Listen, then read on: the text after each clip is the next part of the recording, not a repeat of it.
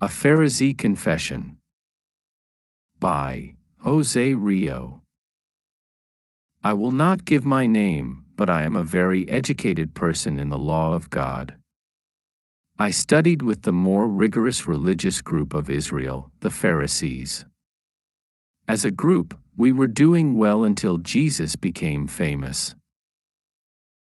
We loved people greeting us. We had in our hands the religious education of Israel. We had temple management and all the religious festivals of our people. In addition to this, we were the group that had the most influence on Roman political authorities. We were not like the Sadducees, a small group of believers with a wrong understanding of God's law. When Jesus started his preaching, many people followed him. Of course, we didn't like him, not only for that but also because he never studied in our schools or walked with us. Sometimes Jesus preached against us. He told us our truths, but we pretended to be insulted and offended to save appearances. I remember we authorized merchants to provide services to facilitate offerings, both in money and in animals, and Jesus threw them out from the temple. We questioned his authority to do that. Then he referred to the temple as my Father's house. I was so nervous because I understood that he was the Son of God, therefore the temple owner. He performed miracles that none of us could do, so his fame grew and grew to the point that we felt displaced.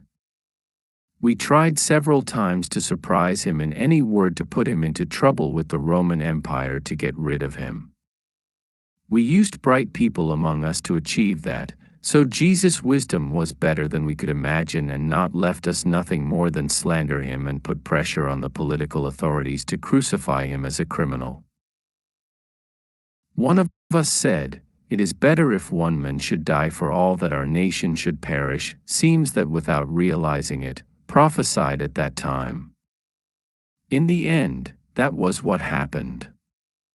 When Jesus was crucified, we tempted him to get off the cross. To do that was foolish. We knew he never performed miracles for his own benefit.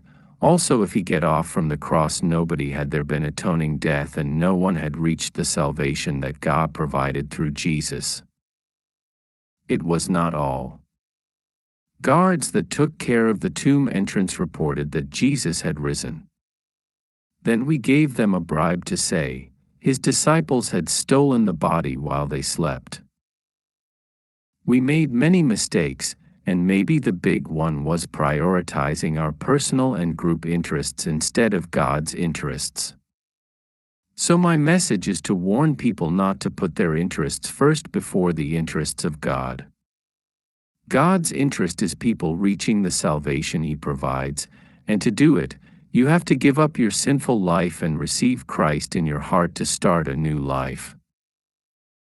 If you put excuses for not doing so, I am afraid that you will make the same mistake as us, the Pharisees, firstly put our interests than God's interests.